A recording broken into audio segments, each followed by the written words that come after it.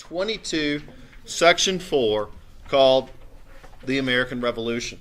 And we're going to be talking about how these ideas from the Enlightenment really helped to inspire the American colonies to get rid of the British and to create a new nation.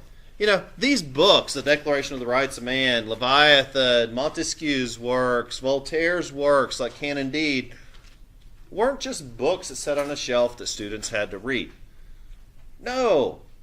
Folks like Thomas Jefferson and Ben Franklin and Thomas Paine and George Washington took these ideas and said, you know what? Those are really good ideas. I don't like these British people anymore. I don't think they represent us. Let's get rid of them. Okay. Well, so to start out, the British began sending colonists to the New World. You know, like we talked about with colonization, imperialism, the theory is that we can send people over to these new places. They can build farms, they can build factories, they can cut down trees, they can mine for minerals, and then we'll load those things up on the boat and we'll send them back to the other countries. That way we don't have to cut trees or dig for minerals or grow food. These people can generate revenue for the mother country. And then meanwhile, we'll protect them. If something bad happens, we will be their form of government. We'll provide them resources if they need it, just like any other government would. The only difference is there's an ocean between us. Well, those American colonies did well. Not at first, but over time they grew more populous, they grew more prosperous, and the colonies actually thrived from this trade with Europe. But, well, you know, the good times aren't going to last forever.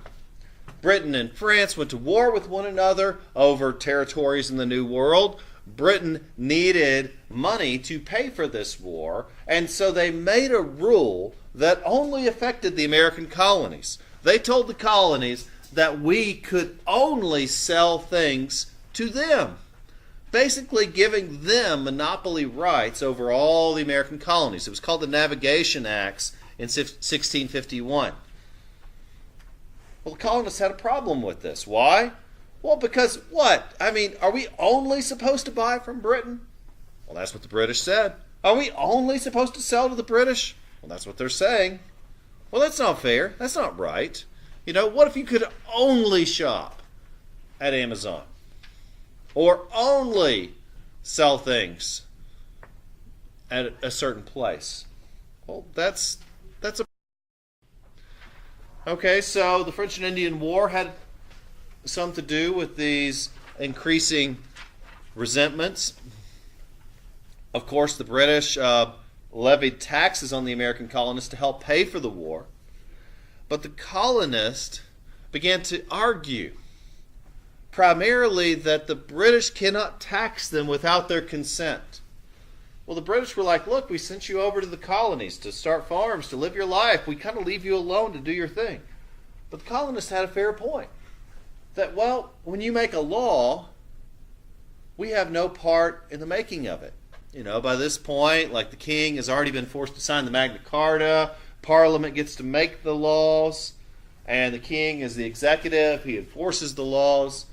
But the problem was that the colonists had no part in making the laws. They didn't have any representation there.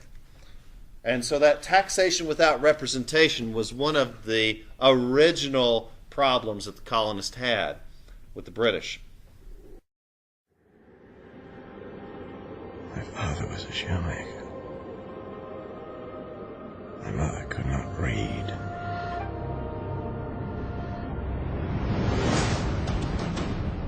We New England men are not fit for the times. What have we seen of the world beyond Boston? What have we seen? I fear we don't know what we do. I sometimes think we may be heading to a complete and irrevocable independence.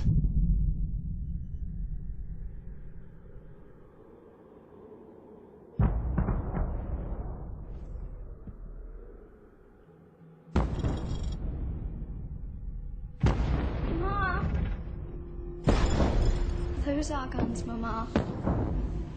I pray they are. Massachusetts is in a state of open rebellion. It is no small thing to build a new world, gentlemen. A good diplomat, Mr. Adams, speaks softly. I will not voluntarily put on the chains of France while I am struggling to throw off those of Great Britain. To the revolution. War has been this administration's policy from the beginning. Is it your purpose to destroy everything we've accomplished? You're trampling on the Constitution. I am no man's puppet. We are in the very midst of revolution. This is a time for choosing sides.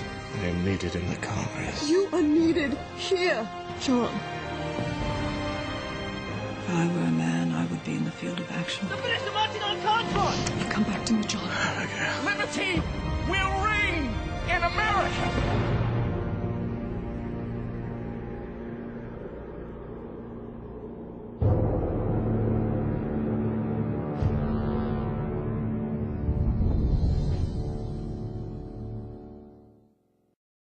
So, the colonists protested this T-tax. Actually, so they sent a formal declaration of grievances, like a letter to the king saying, come on, you can't do this. And the king said, well, sure I can. I'm the king. So the British did give some concessions, but they didn't take away the taxes. They took away one and then added another. So the colonists responded with an act of defiance, a formal protest even. They seized a number of British ships in Boston Harbor.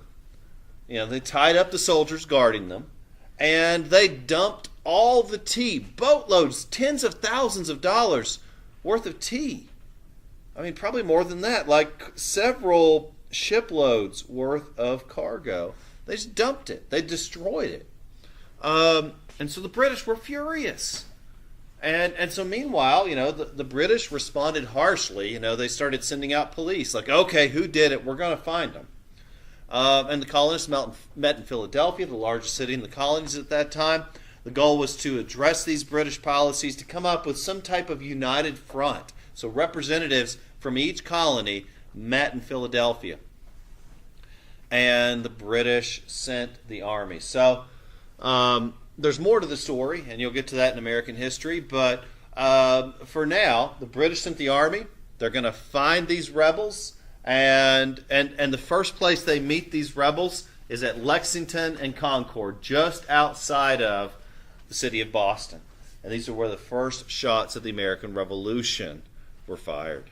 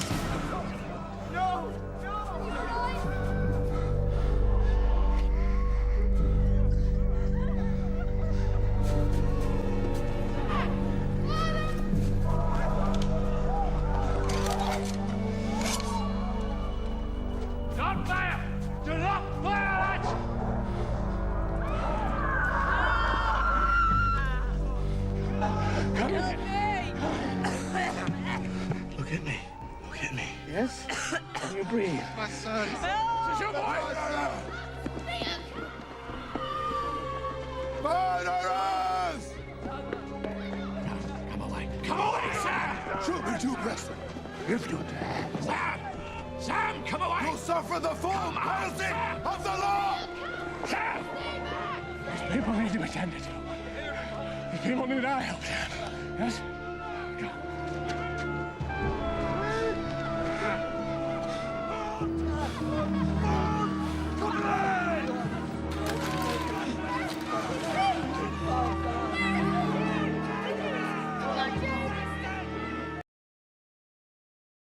So this is a scene from the Boston Massacre. In response to the Boston Tea Party, the British Army called in their regular soldiers to come and dispel order. There were rumors of an angry crowd gathering in the center of Boston, and so the soldiers were there to dispel the crowd. And so, allegedly, some of the colonists threw rocks at the soldiers, and an order was given to fire. And the scene of the Boston Massacre ensued. And so the British Army came to Lexington and Concord. They had received report that the rebels were organizing there. And so Paul Revere heard that the British regulars were coming. He rode through the night to Lexington and Concord, and instead of a police action, that is knocking down doors and arresting people and putting an end to this, they met armed resistance, which was the first battle of the American Revolution. So I want to start talking about why this happened. You know, these ideas that you've been reading about in the Declaration of Independence and the Declaration of the Rights of Man are all based on Enlightenment theories. In the Declaration of Independence, where it says, we hold these truths to be self-evident, that all men are created equal and endowed by their Creator of these inalienable rights, the rights to life, liberty, and the pursuit of happiness, and that the purpose of the government is to protect those rights. And that if it fails to do that it is the right of the people to overthrow that government. Those are bold ideas. So that document was written by Thomas Jefferson, but largely based off of those ideas from the Declaration of the Rights of Man by John Locke. That these colonies are, and of a right ought to be, free and independent states, and that all political connection between them and the country of Great Britain is, and of a right ought to be, totally dissolved.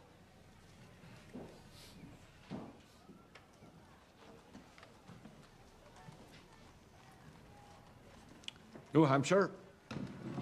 New Hampshire votes yes. Rhode Island. Rhode Island votes yes. Massachusetts. Massachusetts votes yes. New York.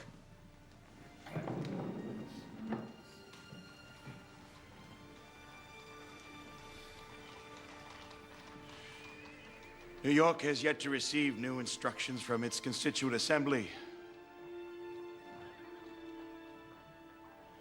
We therefore respectfully abstain.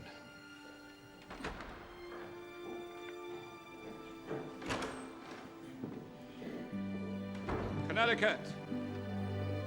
Connecticut votes yes. New Jersey. New Jersey votes yes. Pennsylvania.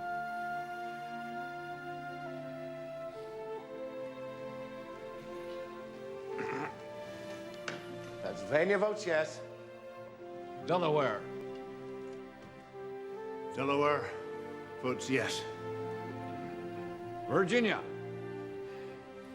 Virginia votes yes. Maryland. Maryland votes yes. North Carolina. North Carolina votes yes. South Carolina.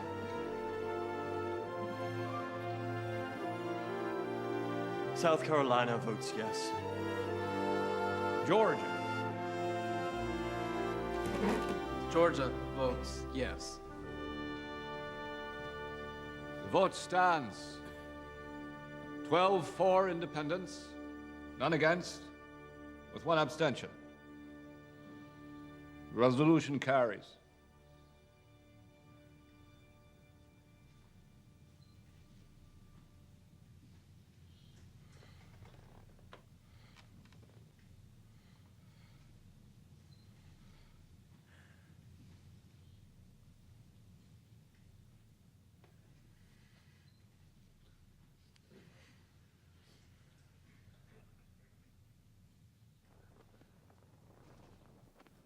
When, in the course of human events, it becomes necessary for one people to dissolve the political bands which have connected them with another, and to assume among the powers of the earth the separate and equal station to which the laws of nature and of nature's God entitle them. A decent respect to the opinions of mankind requires that they should declare the causes which impel them to the separation. So this is Thomas Jefferson. He was the author of that document that you just witnessed the Second Continental Congress vote and approve, and that was to declare independence from Great Britain. And so it was a dramatic moment that based on these wonderful ideas, the colonies have voted to separate.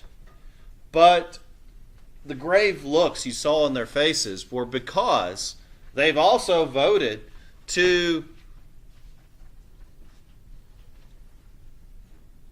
tell the most powerful military and navy on the planet to go away. And that means war. And so, even though the British are the most powerful military and navy on the planet, the colonists still have some advantages. You know, for one, the British are going to have to be the invading and occupying force. So it gives the colonists a strong motivator. Also, the French are willing to help because they hate the British, and any chance they can get to weaken the British is going to advantage their cause. And the fact that since the British have to be an invading and occupying force crossing an ocean more than 10,000 miles long, it's going to be extremely expensive for Great Britain to continue this war. And so in summary, the American colonists won. Even though they were the weaker opponent, they won. And the British surrendered at Yorktown in 1781, giving the colonists the victory. So that was just from one of the famous stories in the American Revolution that the North Carolina Green Mountain Boys used guerrilla tactics in fighting against the British.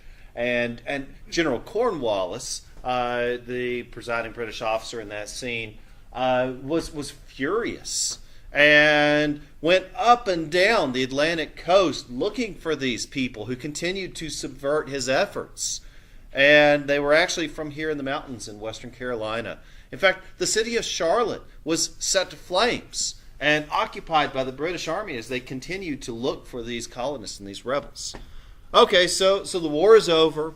The siege at Yorktown came to an end. The British have recognized the American government in 1781. But the first attempt at an American government was weak. The Articles of Confederation, this actually predates the Constitution by about 7 years, set up the government's plan for a new republic. It only had a lawmaking body, the legislature. There was no executive, there was no president in the earliest part of American history. There was no court. And so the result of this is a weak national government. They couldn't pass a law without all the states agreeing, and they couldn't enforce the law. It was up to each state to enforce these laws. And so it was a problem. The very first time they tried to pass a tax, people rebelled, and the government failed in its very first attempt to make a law that was unpopular and to bind it on people at a national level. And so a constitutional convention was called. In 1787, the idea was to revise the Articles to come up with a better system of government. Just like the Declaration said, if the government fails, make a new one. So guess what? The first government failed, so they made a new one. And so this called for a new government under the U.S. Constitution.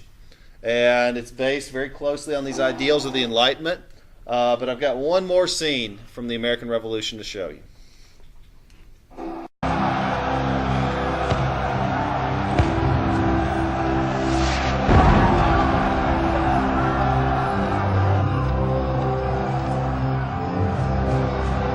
Sound the retreat. Sound! Retreat!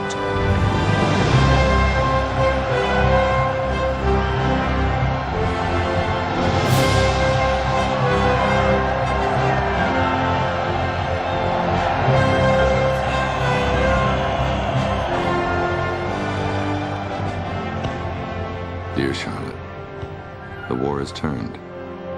General Cornwallis took flight with his army and moved north. We continued to engage the British, and in the months that followed, Cornwallis entrenched himself at Yorktown, Virginia.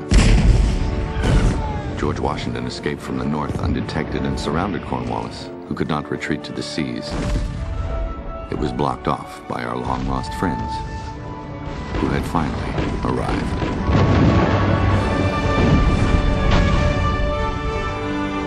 Vive la France. Vive la liberté. À tous les canons, tirez!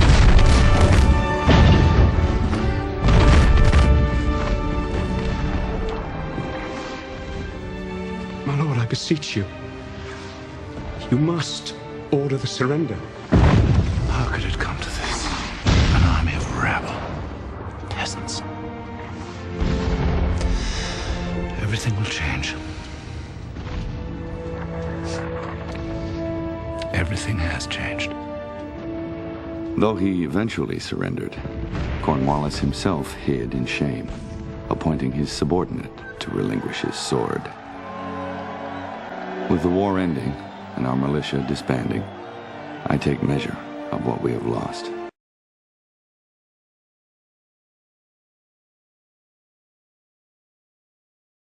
So, the new form of government is a federal system. That is, that it has three branches of government. Neither of the three are all powerful. Each of the three exists as a check and a balance on the powers of the other. And this ensures that each branch shares power equally. Congress can pass a law that even the president has to follow, but the president can veto that law. Congress can override the president's veto. Congress can even fire the president. But wait, the Supreme Court can stop both if they need to. But wait, the president picks members of the Supreme Court, and the Congress can impeach members of the Supreme Court. So none are all powerful, and each share power. And that's called a federal system. But also, you have different states. There were 13 original states. Well, they share power with the federal government. So the state of North Carolina can largely do its own thing as long as it doesn't violate national law. But then national law is binding on all of the states. That's called, again, a federal system. So there were some holdouts to the U.S. Constitution. There were a group of people called the AntiFederalists who disagreed with this method of sharing power between the states and the federal government. They didn't trust the federal government because they were like, look, we had a tyrant in England, and you want us to replace that with a tyrant in Washington. Washington is not North Carolina. I don't know anyone in Washington, but I know folks in North Carolina. And so the Anti-Federalists said, we need in writing a guarantee of protections from this federal government. And that's the Bill of Rights. And so when you look at the Constitution, there's three parts. There's a preamble talking about why this document exists. There is the articles, lay out the function and setup and framework of the government. It's kind of the rule book. And then there are the amendments. And the first 10 of those amendments are called the Bill of Rights. These are the basic protections from the people.